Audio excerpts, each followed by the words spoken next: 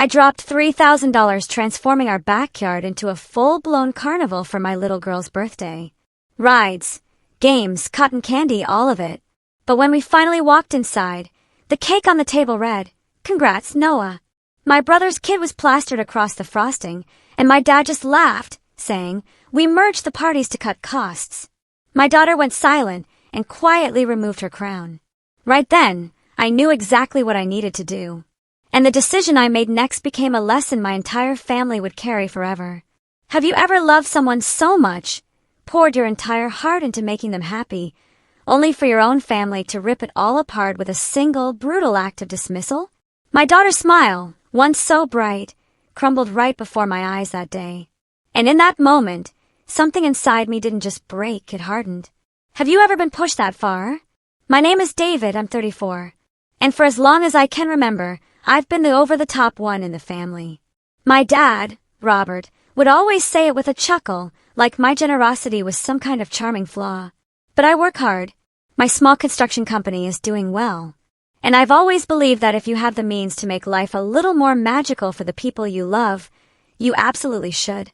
So, when my daughter, Chloe, turned 8 this year, I wanted to give her something truly unforgettable. Something she'd remember long after the fairy dust and princess crowns faded from her imagination. I spent weeks, literal weeks, planning it all. I hired a company that transforms backyards into mini carnivals, bouncy castles, popcorn machines, cotton candy, even a face painter and a balloon artist who could twist anything. Chloe had been talking about it for months, showing me crayon drawings of her royal carnival, asking if her friends could wear costumes, if she'd have a real crown. I said yes to every single request.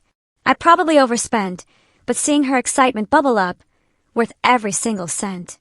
The morning of the party, I was buzzing. Chloe ran into the kitchen in her favorite sparkly pajamas, practically dancing when she saw the boxes of decorations. "Daddy, is today really my royal day?" she asked, that adorable gap where her front tooth used to be making her grin even wider. I knelt down and gently placed the cheap plastic tiara I'd bought on her head. "Today is your day, princess," I told her. By the time the vendors arrived, our backyard was transformed.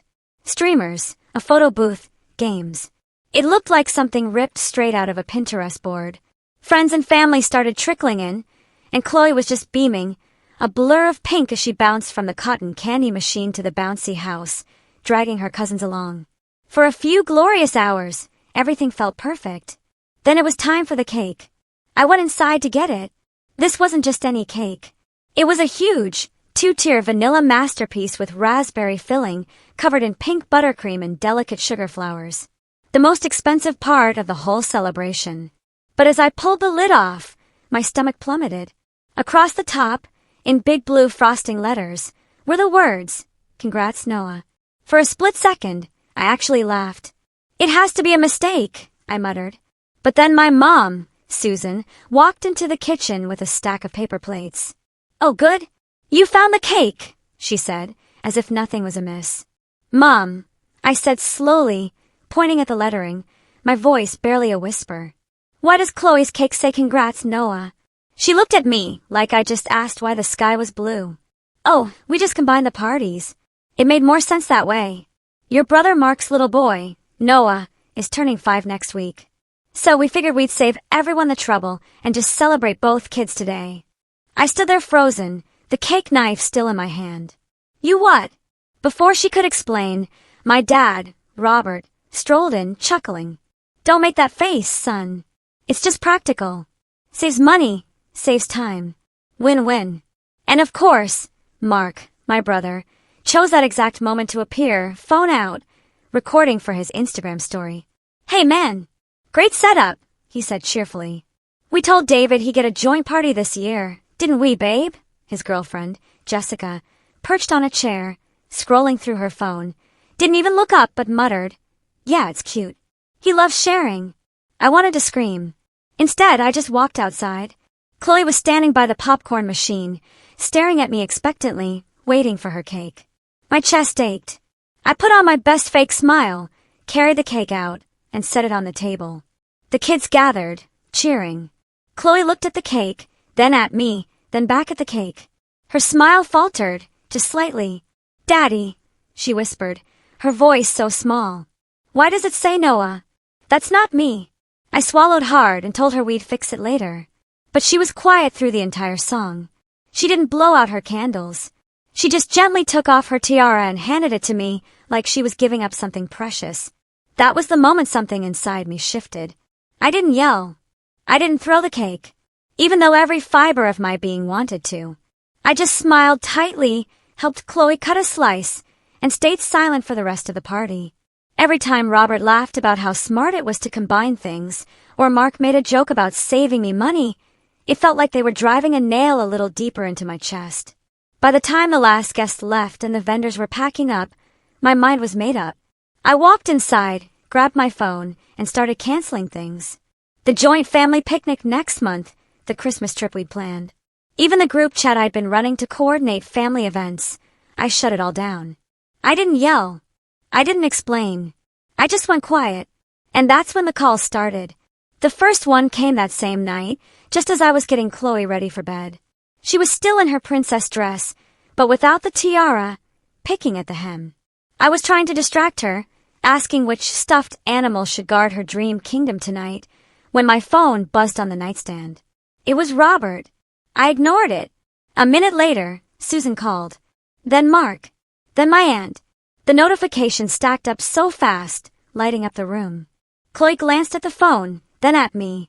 Are you in trouble? She asked softly. I smiled, ruffled her hair, and told her, no, that sometimes grown-ups just get upset about silly things. She nodded, but didn't look convinced. When she finally fell asleep, I slipped into the hallway and checked my phone. 17 missed calls, a dozen voicemails. The family group chat had exploded. Not cool, David. You embarrassed your brother. You ruined a good day over some cake lettering. Grow up. I scrolled, jaw clenched. Mark's messages were the loudest. You made everyone uncomfortable. Next time you want to sulk, just stay home. Noah had fun. Chloe didn't even care. Stop being dramatic. I put the phone down and went to the kitchen. The house was quiet except for the hum of the fridge.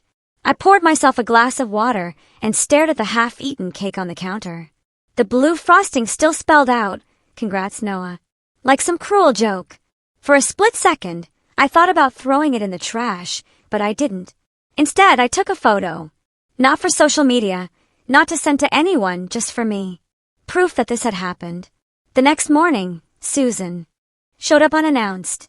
She let herself in, as always, carrying a tray of muffins like that would smooth everything over.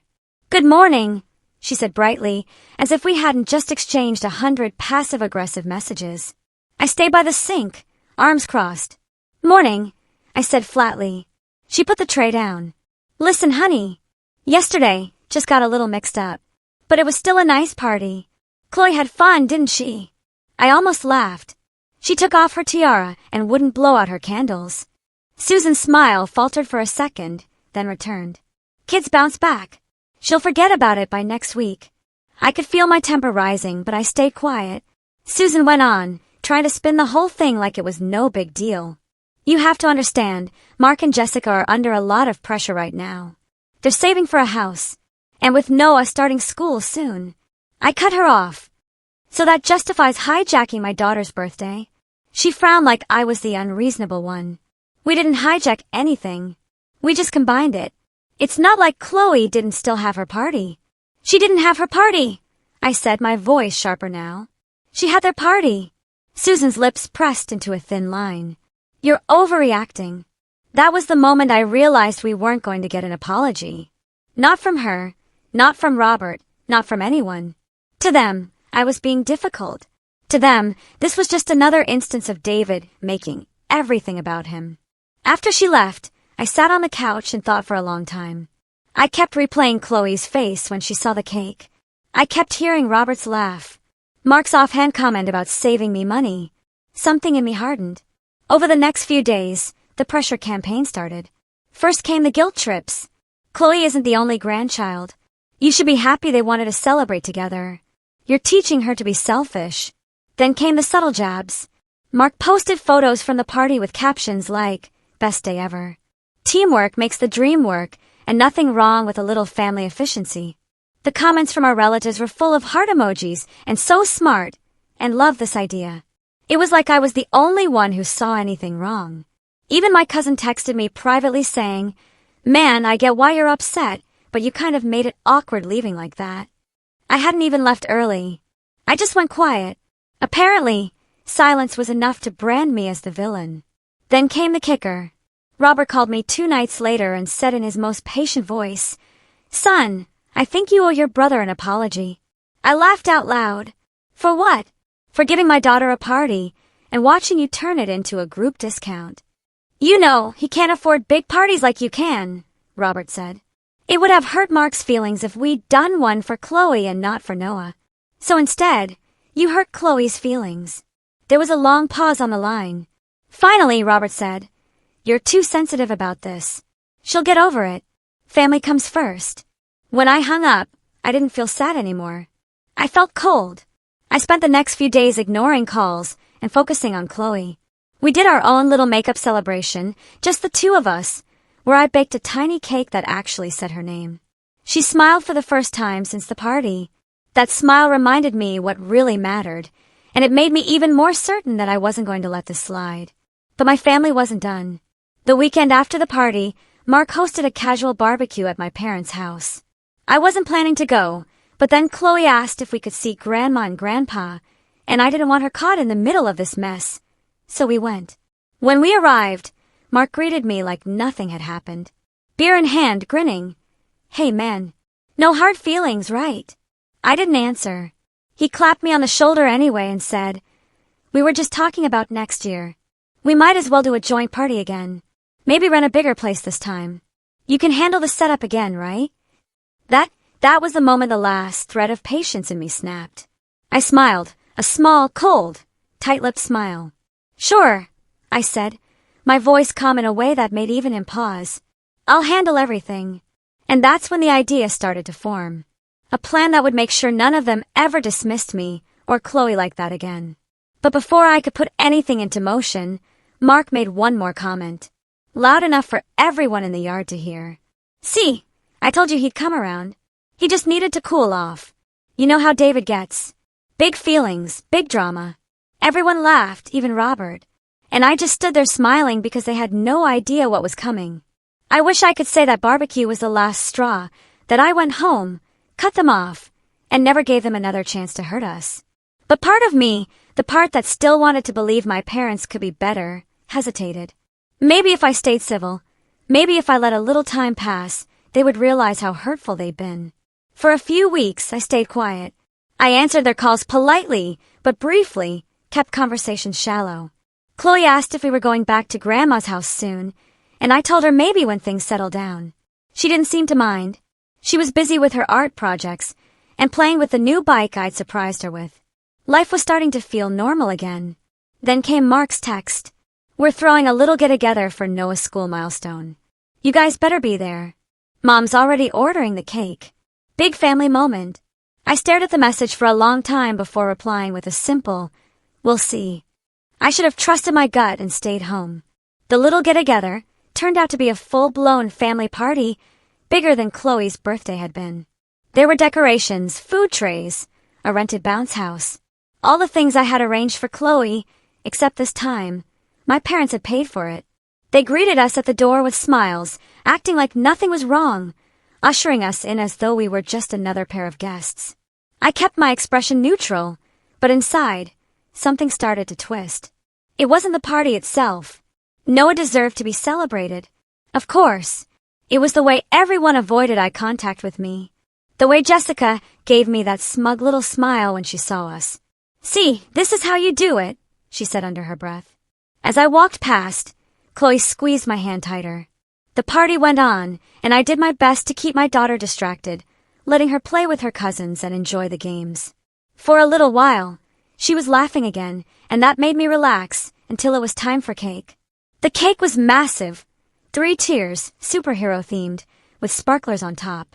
Everyone gathered around to sing, and I lifted Chloe so she could see over the crowd. Then, as they brought the cake forward, I noticed something that made my stomach drop. It didn't just say, "Congrats, Noah." It said, "Congrats, Noah and Chloe." Two birds, one stone.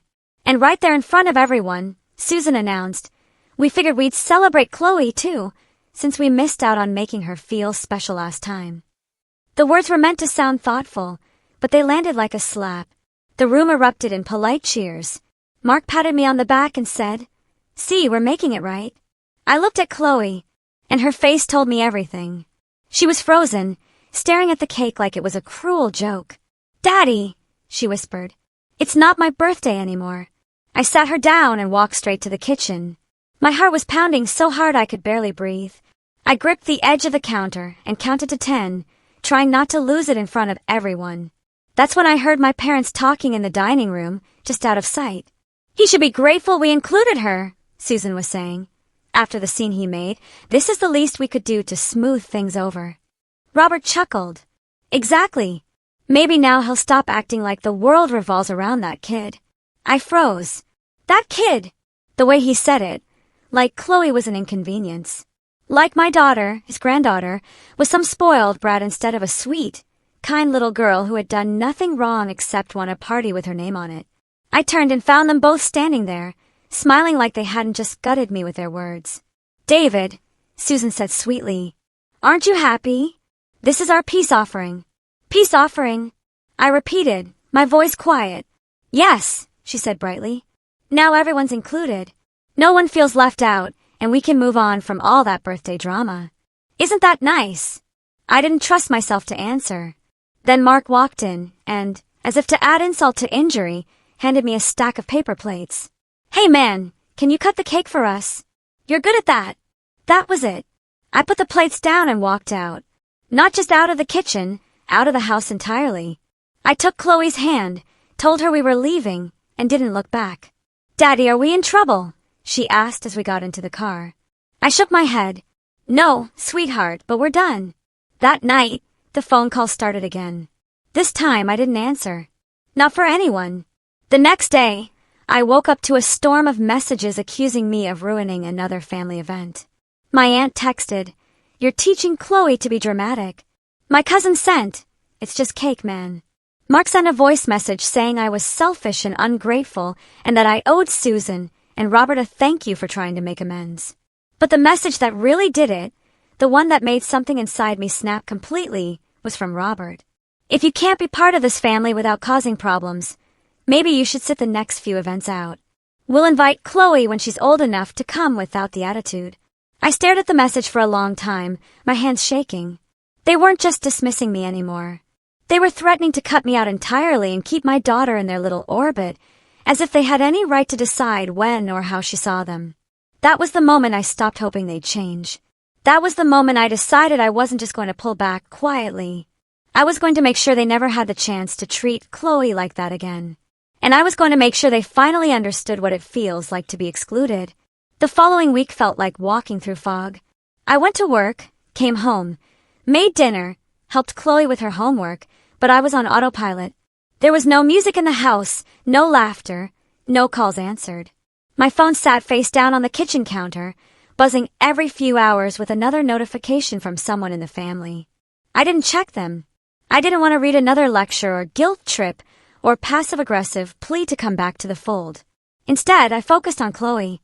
She seemed quieter, too, though she didn't say much about what had happened. One night, as I was tucking her in, she asked me very softly, "Daddy, why does everyone keep writing Noah's name on my cakes?" I sat on the edge of her bed and tried to explain that sometimes grown-ups make choices that don't make sense, that sometimes they think they're being fair when they're really just being selfish. She was quiet for a long time before saying, "I don't like parties anymore." Hearing that hit me harder than anything my family had said. Chloe had been so excited for her birthday for months. She had counted down the days on the little calendar in her room, talking about cake flavors and dress choices, and now she didn't want parties at all.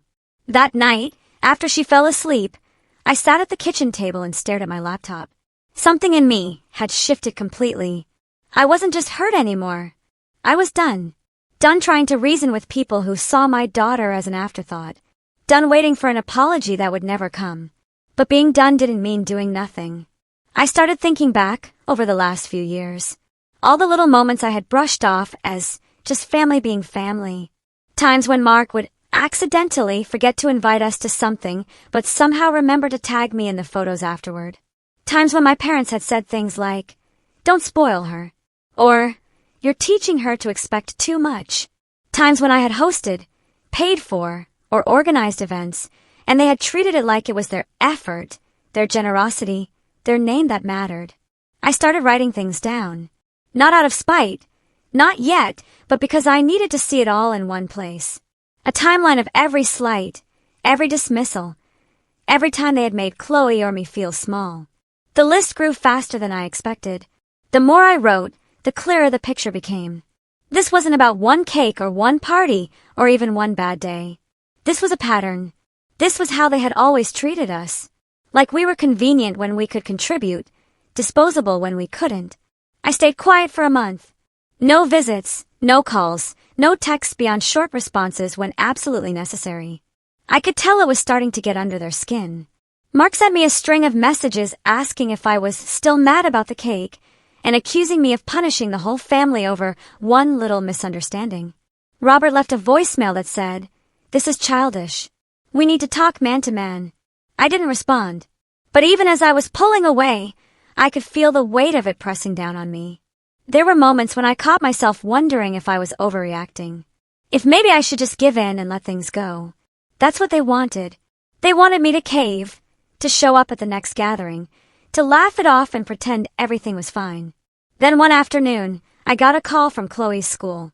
Her teacher, Miss Evelyn, said Chloe had been unusually quiet in class, not raising her hand or volunteering like she used to.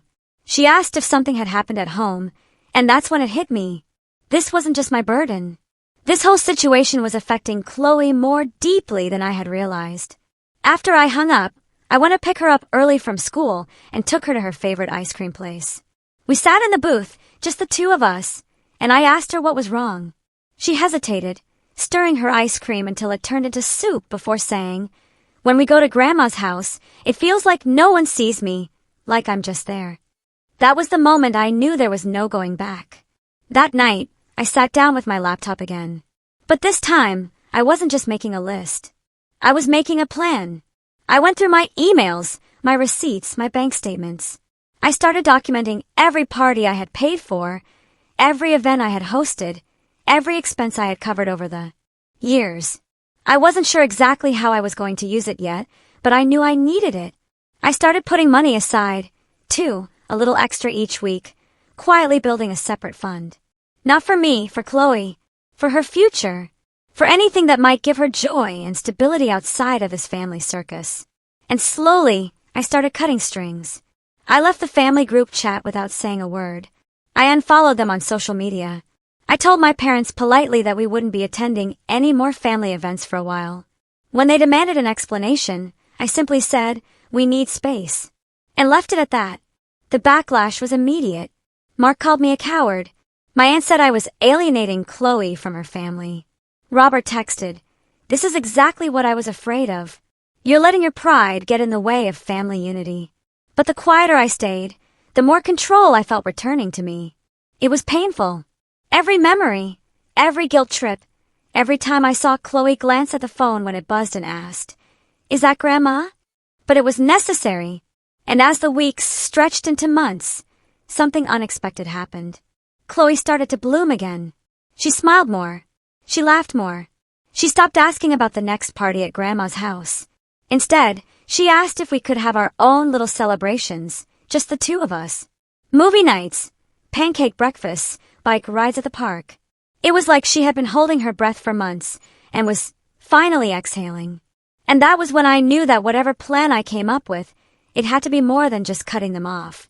It had to be something that showed them clearly, undeniably, that we didn't need them. Something that made them feel the absence they had taken for granted. Something that would make them think twice before ever dismissing us again. Cutting them off was the hardest thing I'd ever done at first. But once the noise faded, once the phone stopped buzzing and the guilt trips turned into awkward silence, I realized just how much space I'd given myself to breathe. For the first time in years, there were no last-minute family obligations dragging me away from my own plans. No passive-aggressive comments at Sunday dinners to swallow. No one rolling their eyes when I tried to do something nice for Chloe. And in that quiet, I started to see possibilities. I threw myself into my work. My construction business had been running steadily for a few years, but I'd always kept it small. Partly because I didn't want to miss too much time with Chloe, and partly because, if I'm honest, I didn't think I needed to push harder. But now I had a new kind of energy, sharper, more focused. I was determined to build something that was completely ours, something no one could take credit for or diminish. I started taking on bigger contracts, investing in better equipment, hiring a small but reliable crew. Word spread fast. We were professional, on time, and we didn't cut corners. By the end of that first quarter, we were booked out months in advance. Money wasn't the point, but the money started coming in, enough that I could start seriously saving for Chloe's future. Enough that I could pay off the last of my debts. Enough that I could finally take a deep breath without feeling like I was living paycheck to paycheck. And as my business grew, so did my confidence. One day, I caught myself looking in the mirror and barely recognizing the man staring back. Not because I'd changed physically, though I had lost a little weight and looked sharper now that I was sleeping better, but because of the way I carried myself. There was no heaviness in my shoulders anymore. And Chloe noticed. "Daddy, you're smiling more," she said one evening as we were eating pancakes for dinner. I laughed. "I guess I am." She grinned that big, gap-toothed grin I loved so much and said, "I like it." We started creating our own traditions. Friday night movie marathons with popcorn. Saturday morning farmers market trips. Backyard campouts with a tent and flashlights where she'd fall asleep telling me ghost stories she made up on the spot. And for her next birthday, I didn't hold back. I didn't invite my family. I didn't tell them about it at all. Instead, I rented a small hall, invited her closest friends from school, decorated the place exactly the way she wanted, unicorns and glitter everywhere, and hired a local magician who had the kids screaming with laughter. Chloe wore a brand new dress and a real tiara this time, one I bought from a little boutique just for her. When the cake came out, it had her name on it in big gold letters. She beamed at me, then leaned over and whispered, "This is the best party ever." And for the first time in almost a year, I felt something inside me fully unclench. But the real turning point came a few weeks later when Mark called out of the blue. I almost didn't answer, but curiosity got the better of me. "Hey man," he said, sounding strangely cheerful. "Listen, we're planning a big family barbecue next month. And Mom said it's not the same without you guys. Think you can come?" I didn't say yes or no. I just listened. He kept talking, making it sound like an olive branch. But every word confirmed what I already knew. They didn't miss us. They missed what we brought to the table. My effort, my money, my organizing skills. When I hung up, I didn't feel guilty this time. I felt powerful. And that power made me think bigger. I started putting serious work into my plan. I had spent months quietly gathering information. Receipts, photos, screenshots of texts. Proof of every time I had covered for them, or hosted something, or gone out of my way to make family events happen. I had everything lined up. But now I realized that the most effective revenge wasn't just a dramatic confrontation. It was building a life so complete, so unshakably good, that their absence was obvious, and making sure they knew exactly what they had lost access to. I started expanding my business even further. I got into commercial projects, partnering with local businesses, renovating storefronts and offices. Before long, I was making connections with people who had real influence in our town, people my parents used to brag about knowing distantly, but who now called me directly. One of those projects turned out to be especially important. A local community center was being renovated, and they wanted a family-friendly contractor who could work fast but do it right. I took the job, poured myself into it, and by the time we were done, the director of the center was raving about my work. She asked if I'd be willing to sponsor some of their future events. That's when it clicked. What better way to show my family what they'd lost than by becoming the person who could give other people's kids the magical experiences they had stolen from my daughter? I signed on as a sponsor for their annual carnival fundraiser, paying for the rides and games, the very same company I'd used for Chloe's party, and made sure the event was open to the whole town. When the posters went up with my company's name on them, I knew it was only a matter of time before my parents saw. Sure enough, a week later, I got a message from Susan. "Saw your name on the carnival flyers. That's nice of you. Are we invited? I didn't reply. Instead, I printed out a stack of VIP tickets for Chloe's classmates and her teachers and made sure she handed them out at school herself. Seeing her light up as she told me, "Everyone's so excited, Daddy," made it all worth it. Meanwhile, word of my business kept spreading. Mark, who worked in a related trade, had always been the one my parents bragged about, the hard worker, the one with a real job.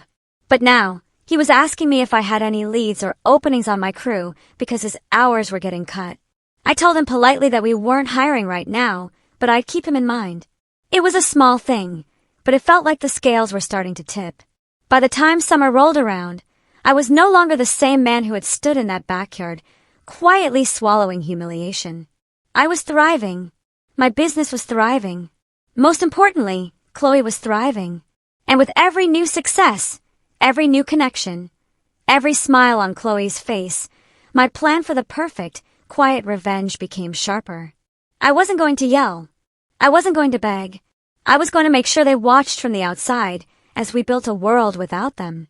And then, when the moment was right, I was going to remind them exactly why they were no longer welcome in it. By midsummer, my business was not just surviving. It was thriving beyond anything I'd imagined. I had 3 full crews working jobs across town, a waiting list of clients, and enough saved to finally consider buying a bigger house. The more success I built, the clearer it became that my plan didn't need to be messy or loud. It just needed to be undeniable. The first piece of the puzzle fell into place on an ordinary Tuesday morning. I was at a local Chamber of Commerce breakfast, something I'd started attending to network with other business owners, when I overheard 2 people at my table talking about a new community grant for small businesses. The grant wasn't just money. It also came with a partnership program to work with local schools, nonprofits, and public events. That was it. That was the key I didn't know I'd been waiting for. I applied the same day, submitting all my paperwork, photos of completed projects, testimonials from clients. Within a month, I was approved. And just like that, my company became one of the official partners for local town events. We were now the go-to contractor for renovations in public spaces and one of the main sponsors for school fundraisers and community fairs. This meant my company's name was on everything. Flyers, banners, online ads. If there was a community event happening, chances were I had helped fund it, and I knew my parents were seeing it. Susan had always been heavily involved in the town's social scene. Bake sales, fundraisers, PTA events. When I started showing up to those same events as a sponsor, and sometimes even a guest speaker, I could feel her discomfort from across the room. People were shaking my hand, thanking me, introducing me to their kids. At one event, I caught Susan standing in the corner, watching me as I handed out free drink tickets to a line of smiling parents. She didn't approach me, but later that night, she texted, "Seems like you're doing well. Wish we could be part of it." I didn't reply. Instead, I started thinking bigger. If they wanted back in, they were going to have to see, really see, how much better life had become without them. And I was going to give them a front row seat. The opportunity came when the community center director asked if I'd be interested in funding their new Family Day festival. It was going to be the biggest event they'd ever hosted, with rides, food trucks, music, the works. They needed a main sponsor to cover the entertainment and equipment costs. And in exchange, they'd name the event after the sponsor. I didn't even hesitate. We signed the deal that afternoon, and within a week, the posters were printed. Chloe and Company Family Fun Day, sponsored by David, my last name Construction. I had insisted on putting Chloe's name in the title. When the director asked why, I said simply, because she's the reason I do all of this. Seeing my daughter's name on those posters, on banners strung across town, on the front page of the local paper, was the single most satisfying moment of my life up to that point. Chloe's face lit up when she saw them, too. "Daddy, it's my name. Everyone's going to see." "Yes, sweetheart," I said, hugging her. "Everyone's going to see." And everyone did, including my parents. 2 days later, I got a text from Mark. "Mom says we should all go to the Family Day event together. Can you get us some free passes?" I stared at the message for a long moment before replying. "No passes needed. It's open to the public. See you there." The week leading up to the event, I poured myself into the final preparations. I personally checked every vendor setup, made sure the rides were inspected, confirmed the band lineup, even added a few extra activities I knew the kids would love.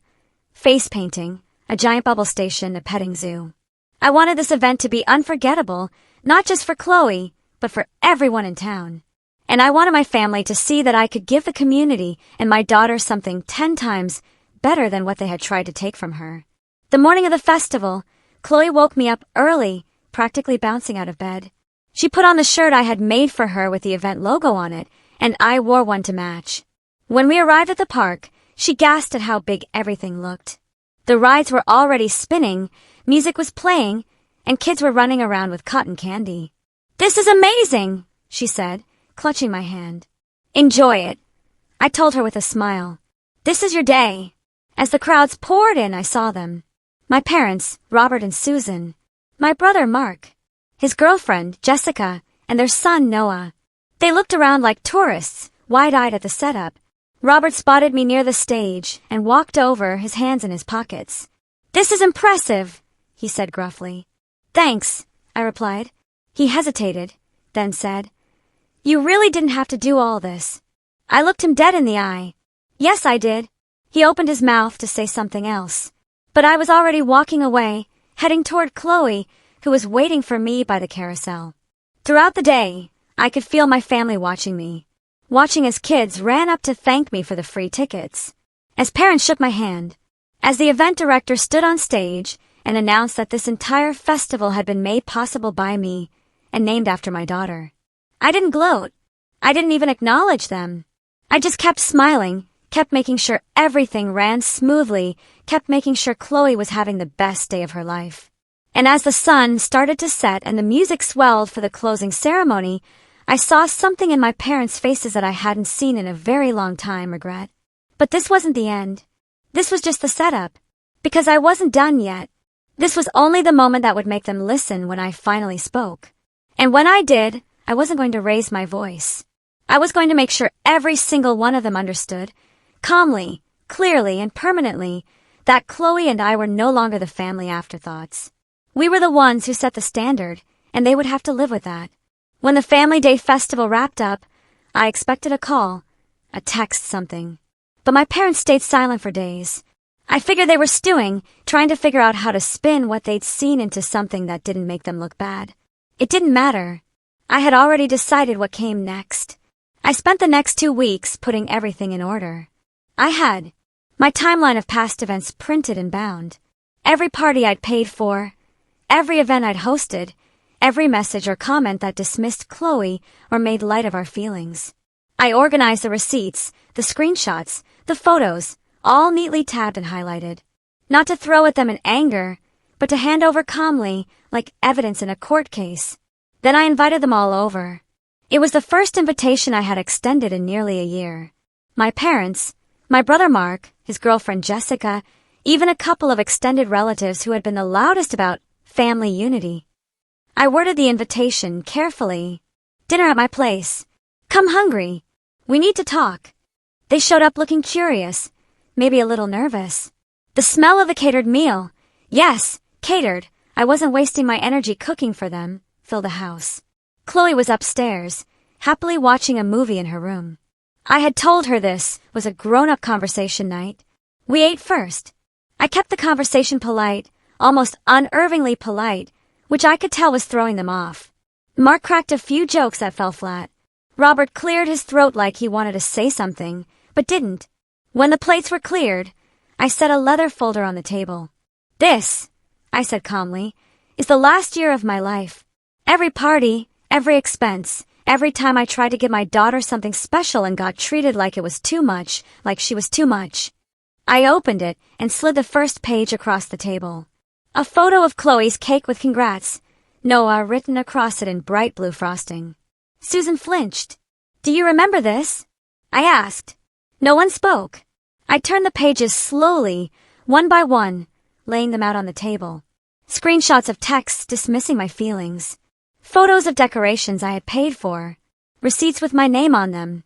Messages from them telling me to grow up and stop being dramatic. When I finished, the table was covered in proof. "This is what you've done," I said.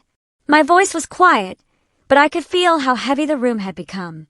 And for months, you tried to make me feel like I was crazy for being hurt by it, like my daughter's feelings didn't matter, like she didn't matter.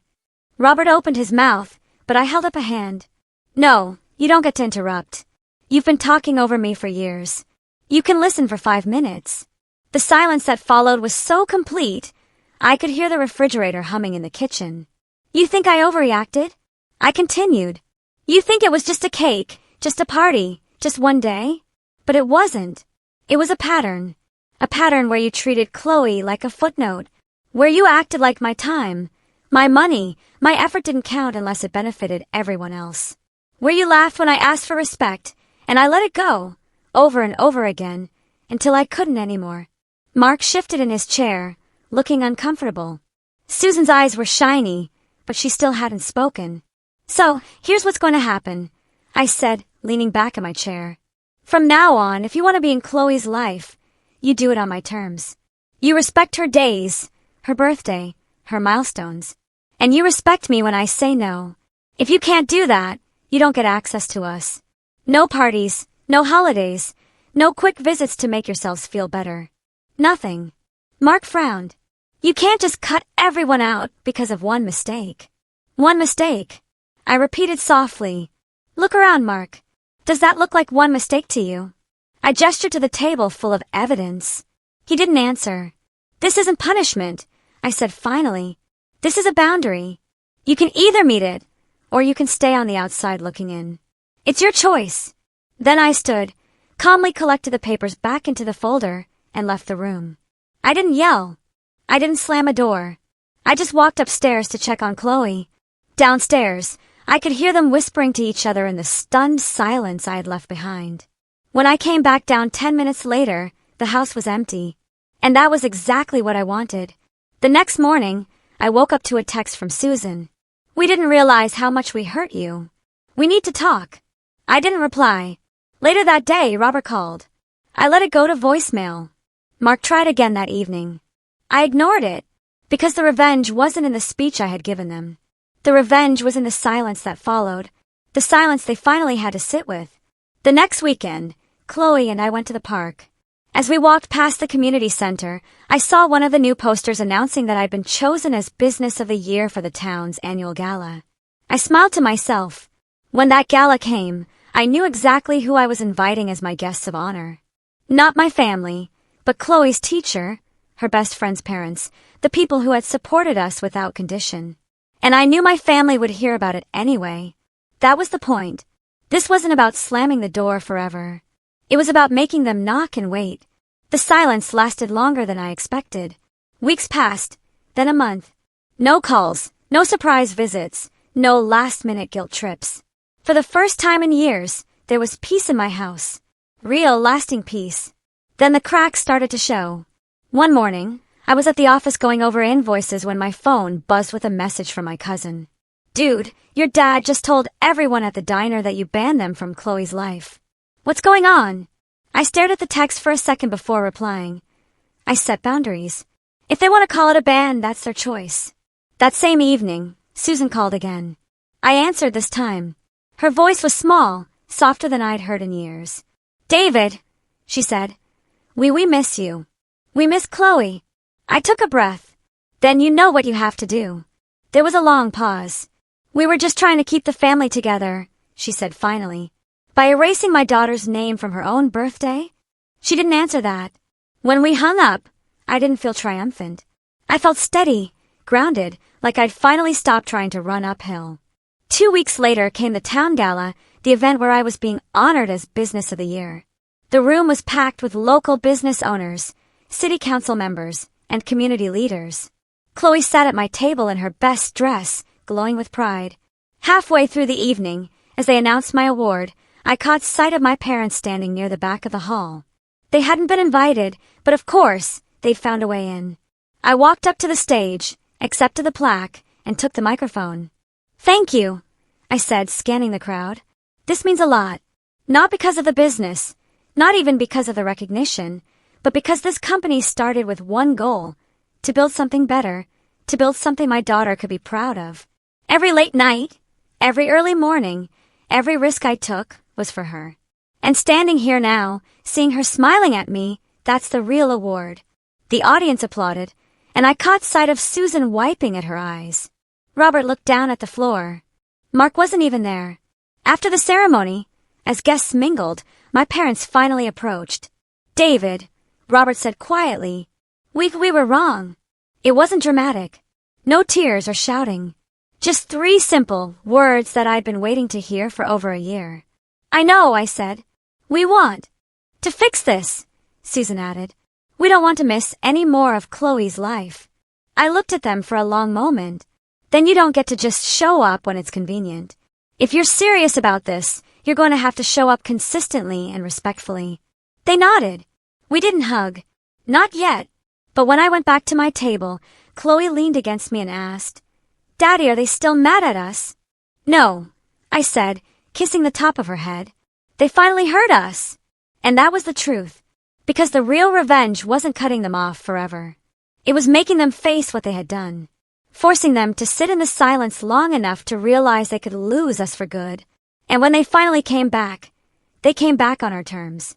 That night, as we drove home with the award sitting on the seat next to Chloe, she looked out the window and said, Daddy, I think today was even better than my birthday. I smiled, my hand steady on the wheel. Good, I said. Because this is just the beginning. And for the first time I knew it. So, tell me, what would you have done in my place?